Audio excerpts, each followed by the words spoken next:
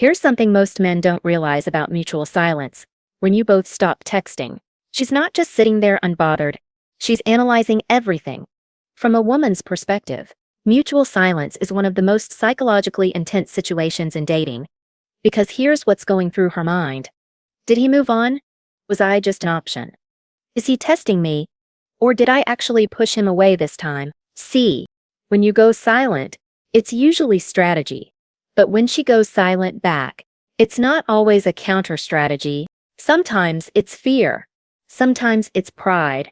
Sometimes it's her way of protecting herself from rejection. And the difference between these reasons determines whether your silence is bringing her closer or pushing her away permanently. I'm going to show you exactly what women think during each stage of mutual silence. The internal battle between wanting to reach out and refusing to be the one who breaks. The signs that she's cracking versus genuinely moving on, and how to read her behavior to know whether your silence is working or backfiring. Because here's what you need to understand. She's not a robot calculating strategy. She's a human processing loss. And once you understand her psychology during mutual silence, you'll never misread this situation again. Before we go deeper, let me be clear about what this is and what it's not. This isn't about manipulation or playing games with someone's emotions. This is about understanding the psychology behind mutual silence so you can make informed decisions instead of guessing and hoping. When you understand what's actually happening in her mind during this standoff, you stop reacting from anxiety and start responding from clarity. That's power. Not power over her. Power over your own peace and your next move. Here's what most dating advice won't tell you. Mutual silence isn't just a dating tactic. It's a psychological filter. And what it filters out is the difference between real attraction and shallow interest. So let's break down exactly what's happening psychologically when both of you go silent. The problem with mutual silence is that it throws out the rulebook. When you go silent and she keeps chasing, you know what that means. When she goes silent and you're chasing, you know what that means. But when you both go silent, that's the gray zone.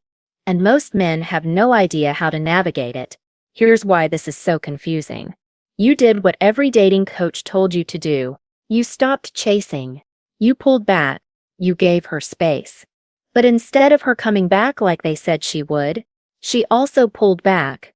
Now you're stuck wondering, did I do this right? Was I supposed to keep some level of contact? Or am I winning by holding the line? The psychological warfare starts kicking in. Day 1, you're confident. She'll reach out soon. Day 3, you're checking your phone more. Day 5, you're analyzing her last story post for hidden meanings. Day 7, you're starting to wonder if you miscalculated everything. And here's the trap. Most men fall in. They either break the silence too early out of anxiety, which destroys any power the silence was building, or they hold it too long out of pride. And by the time they realize they should have reached out, she's already emotionally moved on. The timing matters, but without understanding the psychology of what she's experiencing during the silence, you're just guessing, and guessing wrong costs you everything. Here's what you need to understand about how mutual silence plays out. It happens in 3 distinct stages. Stage 1, the standoff, days 1 through 4, where you're both adjusting to the silence.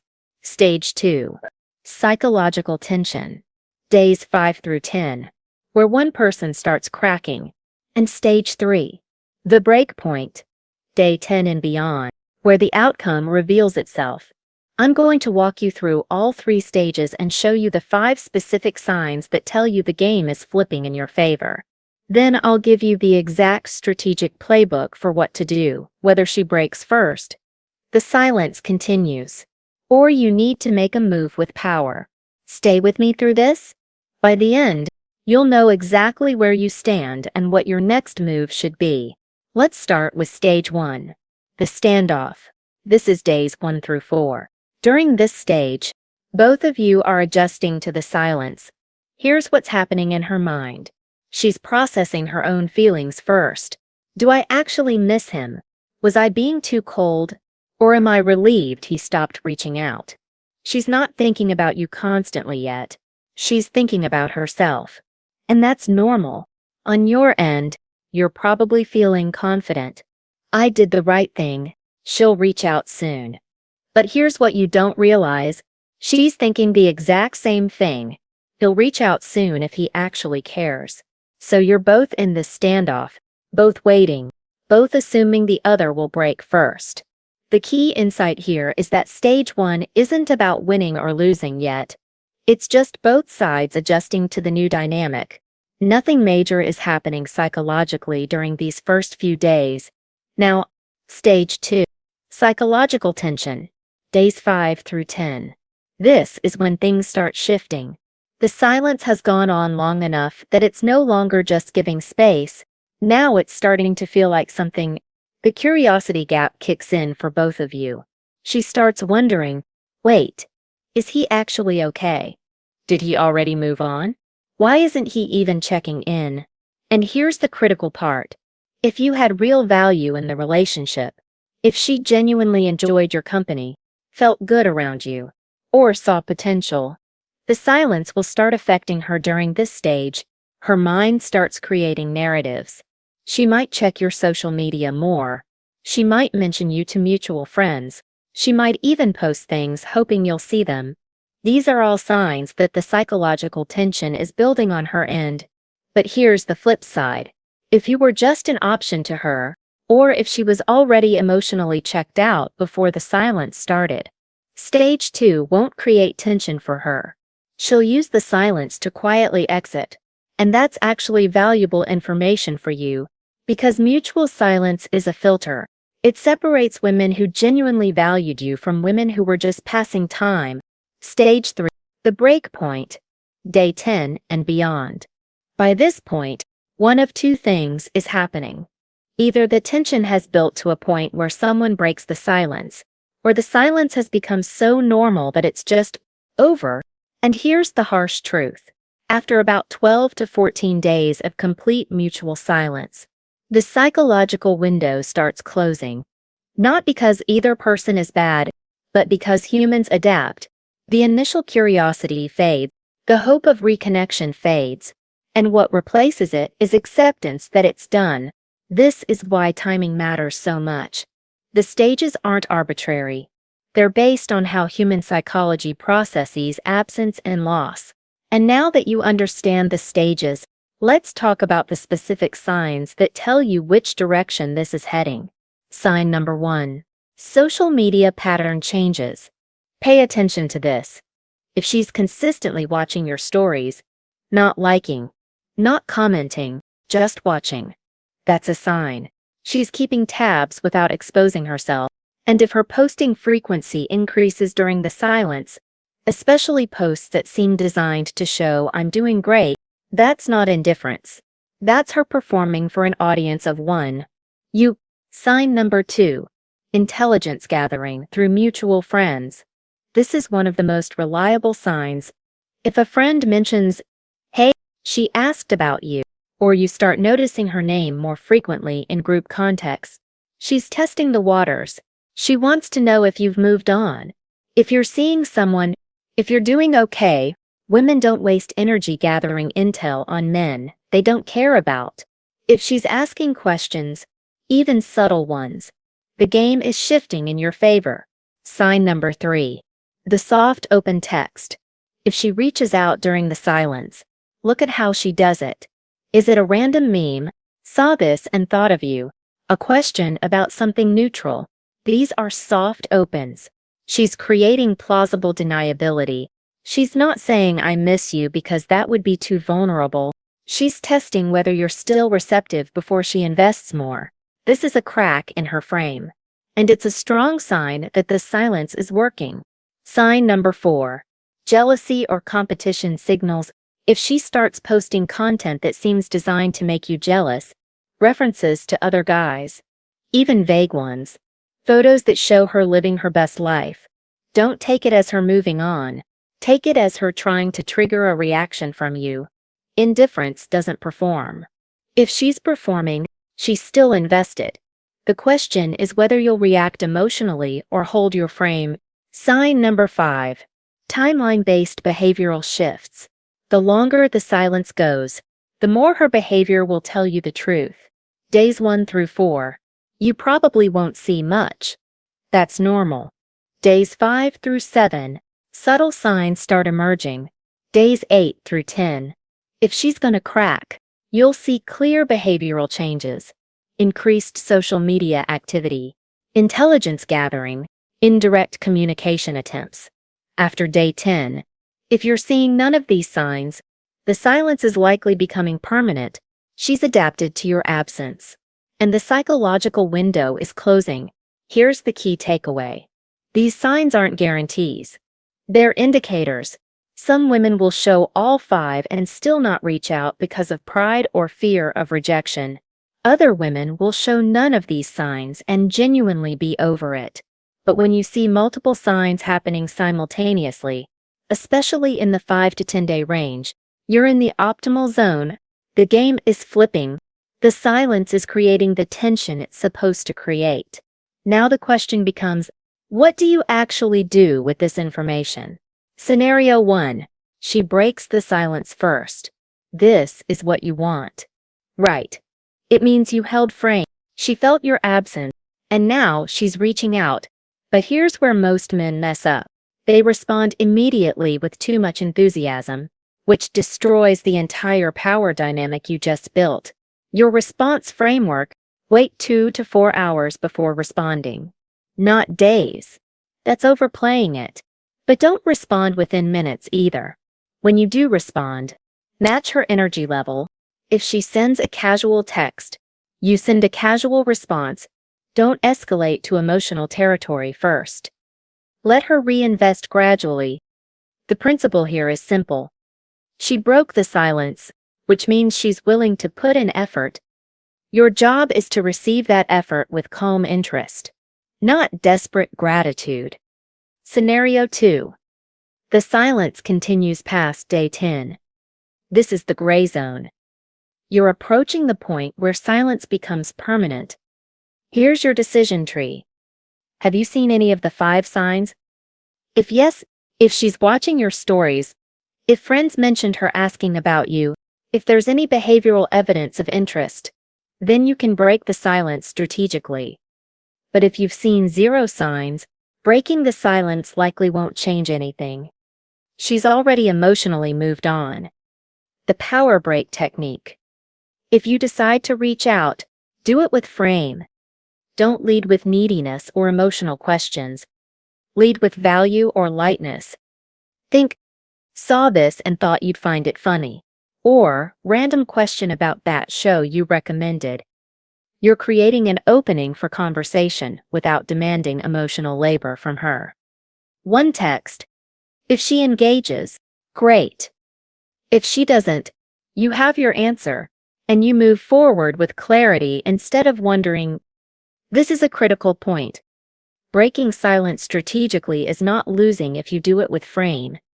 Holding silence past the psychological window just to not lose is ego, not strategy. The goal isn't to win a game.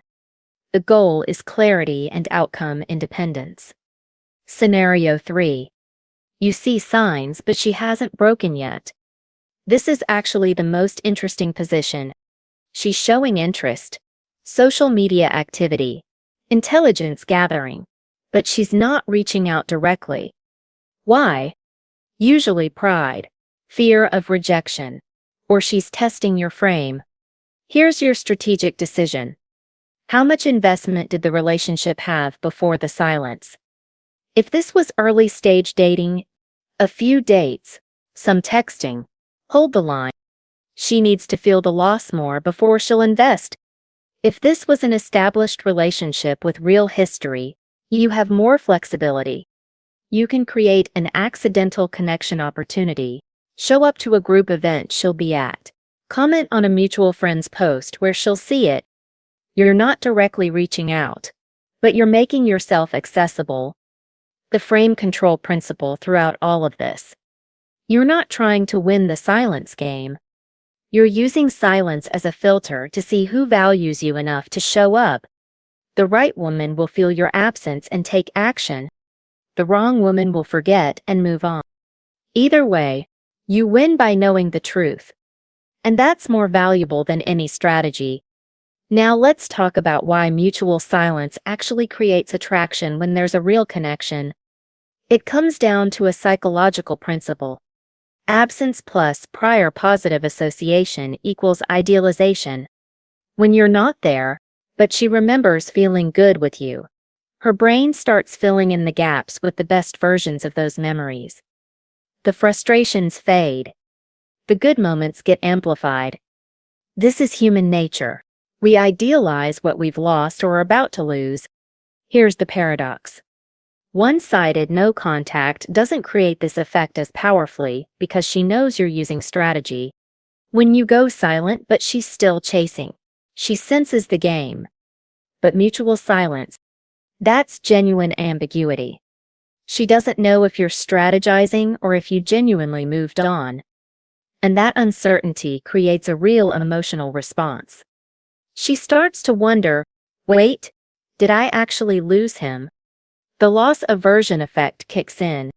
Psychologically, humans fear loss more than they value gain. When she's with you, she might take you for granted.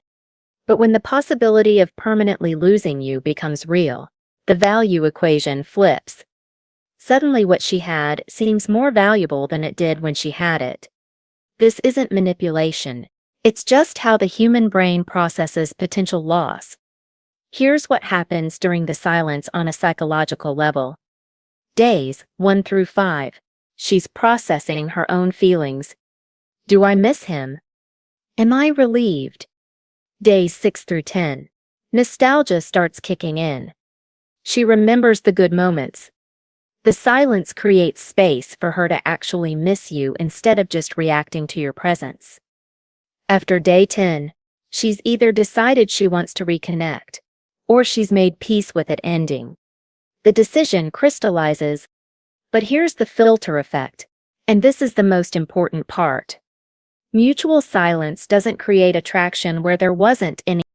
It reveals attraction that was already there, but maybe buried under frustration, pride, or confusion. Women who were genuinely into you will feel the silence and take action. Women who are just passing time will use the silence to exit quietly. Women who were using you for validation will move on immediately to the next source. This is why mutual silence is so powerful. It's not a manipulation tactic. It's a truth serum. The silence forces both people to answer the same question. Do I actually want this?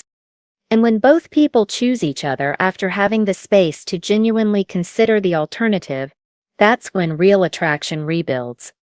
Not because of games, but because both people had the clarity to see what they'd be losing. This brings me to something that might surprise you about what mutual silence reveals about relationships in general. Here's something most people won't tell you, and it might sound counterintuitive. The relationships that almost end during mutual silence are often the ones that become unbreakable, not because of the silence itself, but because both people had to face what losing the other actually meant. Think about it. Most relationships never test real value until loss becomes possible. You coast on routine, comfort, familiarity. You might even take each other for granted because the relationship feels secure. But mutual silence, it forces both of you to sit with the question, do I actually want this person, or am I just comfortable? And when both people choose each other after genuinely considering the alternative, that's a different level of commitment. Now, I'm not saying mutual silence should happen, or that you should create it intentionally. This isn't about playing games or engineering near-loss scenarios. But if you're already in it, understand this. Not every relationship should survive mutual silence. Some relationships end during this period, and that's the right outcome. The silence filtered out what wasn't real. But for the relationships where both people genuinely valued each other, where the silence created clarity instead of relief, those relationships often come back stronger because they were tested. So here's the question you need to sit with. Do you actually want her back? Or do you just want to win? Is this about her specifically, or is it about not being the one who lost? Because if it's really about her, you'll know. And if it's about ego, the silence will show you that too. I want to hear from you. Are you currently in a mutual silence situation? How many days has it been? And what signs are you seeing that make you think the game might be flipping? Or are you seeing no signs at all and trying to figure out your next move? Drop it in the comments. I read every single one, and I'll respond with specific guidance for your situation. This channel isn't about tricks or manipulation. It's about understanding female psychology so you can make strategic, outcome-independent decisions in dating and relationships. We're building a community of men who operate from clarity instead of anxiety, from strength instead of fear. And remember this: mutual silence isn't something happening to you. It's a position you can leverage or walk away from with dignity. Either way, you're in control of how you respond. Don't let her silence control your peace. Use it to build your power. That's what outcome-independent men do. They don't wait around wondering. They seek clarity, accept truth, and move forward regardless of the outcome. And that's the kind of man women don't forget.